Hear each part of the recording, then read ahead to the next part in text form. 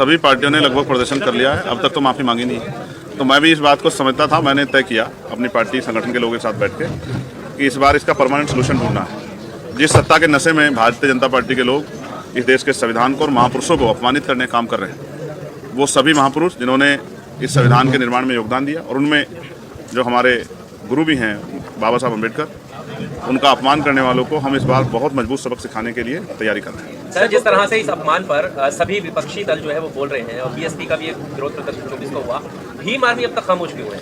आप अगर ध्यान से देखेंगे तो हर जिले में भीम आर्मी अपना काम कर रही है। आज़ाद समाज पार्टी उस तरह से सामने से पार्टिसिपेट नहीं कर रही, क्योंकि मैंने अभी कई पार्टियों का वो देखा, समय और बहुत सारी चीज़ें लगी लेकिन रिजल्ट जुगातू रहा। तो मैंने कहा ना कि अगर हम 2 कदम पीछे हटे हैं तो इसलिए नहीं कि हम इस विरोध का हिस्सा नहीं है। पार्लियामेंट में भी सबसे पहले ये विरोध हम लोगों ने शुरू किया, लेकिन हम लोग पीछे इसलिए हटे हैं कि हम इसकी बड़ी तैयारी करेंगे और चाहे दिल्ली में या जिस भी तरह से पार्टी की जो स्ट्रेटजी होगी, ऐसा मजबूत जो है विरोध दर्ज कराएंगे कि सरकार के पैर उठे। प्रधानमंत्री ने क्रिसमस के मौके पर कहा है कि दुनिया में कहीं भी हिंसा होती है तो मुझे दुख होता है, इस पर क्या कहना है? प्रधानमंत्री तो बहुत अच्छी बातें कहते हैं, काश उनका किरदार भी ऐसा ही होता।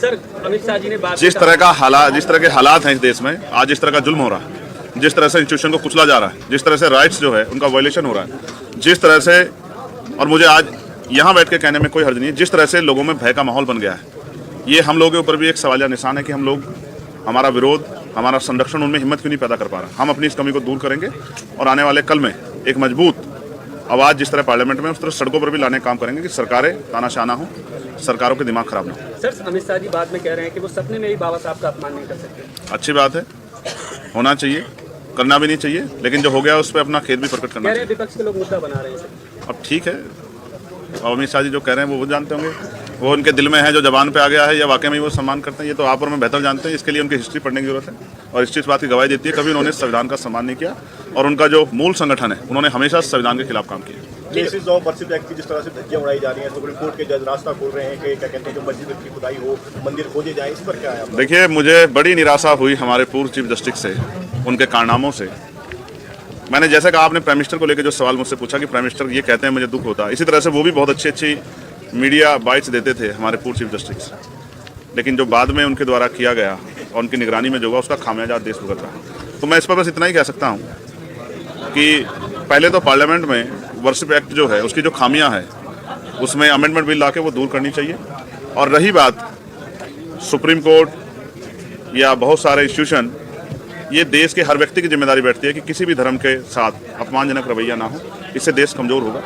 और जो सियासी साजिश की जा रही है अपने निजी फायदे के लिए, जबकि उनके बड़े लीडर्स भी कह चुके हैं कि हर मस्जिद के नीचे मंदिर मत ढूंढो, लेकिन मुझे लगता है कि आज वो उनकी सोच से भी आगे निकल गए हैं। ये माहौल उन्होंने बनाया, इसका खामियाजा भी उनको भुगतना पड़ेगा। आपको लगता है जो मोहन भागवत का बयान था वो पब्लिक स्टंट था? जब ये तो वही लोग जानते होंगे कि उनका बयान स्टंट था या वो जो हालात उनके द्वारा पैदा किए गए और आज जो उनसे समझ नहीं रहे हैं उसके बाद ये बात कह रहे हैं। मगर मैं स्पष्ट तौर पर कहना चाहता हूँ, सिर्फ ये देश बातों से नहीं चलेगा, संविधान के आधार पर चलेगा। और जो इस देश में अल्पसंख्यक समुदाय में जो हमारे मुस्लिम भाई हैं, जैन भाई हैं, सिख भाई हैं, बौद्ध भाई हैं, क्रिश्चियन भाई हैं, उनकी ज़्यादा जिम्मेदारी हम लोगों को आगे बढ़कर उठानी पड़ेगी कि उनके मन में जो भय पैदा हो रहा है वो भय ज़्यादा दिनों तक ना रहे। क्या चंद्रशेखर जी संभल के पीड़ितों से मिलने के लिए जाएंगे? मैंने कल इस बात को कहा, मैं बिजनौर में था, कि मैं लगातार परमिशन के लिए अप्लाई कर रहा हूँ और वहाँ का प्रशासन डिनाई कर रहा है।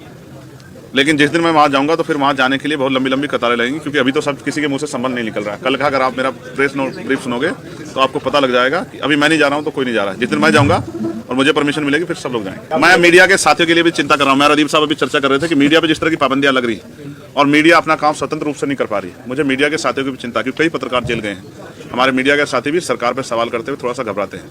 लेकिन आप तो अच्छे शानदार पत्रकार हो, आपने तो बहुत सारे सवाल पूछे, तो आप ये समझो कि सरकारें जनता के लिए हैं, जनता सरकारों के चारा बनने के लिए नहीं है। सरकार के हिसाब से देश नहीं चलेगा, देश संविधान के हिसाब चलेगा। और जिनको गलतफहमी है उनके घमंड भी जनता आने वाले समय में तोड़ देगी। संभल में जो पुलिस की कार्रवाई है उसको किस तरीके से देख रहे हैं आप? मैंने कह रहे हैं कि निष्पक्ष कार्य होगा, पत्थरबाजों को बख्शा नहीं जाएगा। वो जो 80-20 की बात करते हैं वही, जिनके एजेंडे में 20% लोग हैं ही नहीं, उनसे क्या उम्मीद कर सकते हो आप? उनकी कथनी करनी में फर्क है, इसीलिए जनता का भरोसा उनके प्रति कम है। और वो लोकसभा में जनता ने वोट की चोट से सबक भी सिखाया और अहंकार में 400 पार होने में 240 पर रुक गए। स्वर्ग का रास्ता है तो किसी भी चीज को कहीं पर भी जाने के लिए उसका एक प्रॉपर एड्रेस होता है। स्वर्ग का कोई एड्रेस है, प्रॉपर चीजें हैं वहाँ पर जाने के लिए। अमित शाह तो हमसे मिलेगा कि यहीं पर मिलेगा?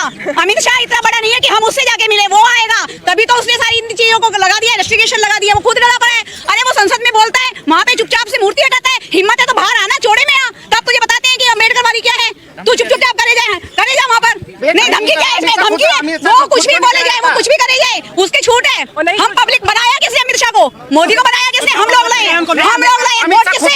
वोट किससे? वोट हम लोगों से, हमारी एक वोट से। वोट का अधिकार किसने दिया? संविधान किसने लिखा? बाबा साहब ने। तो वो भूल रहे हैं क्या? भूल रहे हैं? नहीं, हम बोलते हैं आपके पूर्वजों को, किसी को बोलते हैं आप राम के अनुयायी हैं, आप राम को मानने वाले हैं, हम बाबा साहब को मानने वाले हैं, तो आप क्यों मतभेद इसको कर रहे हैं? प्रतिमा हटा दिया, प्रतिमा तो वो उसने कमरे में जाके हटाई ना, वहाँ पर हटाई ना, चुपचाप ऐलान करके हटाई। कोई भी चीज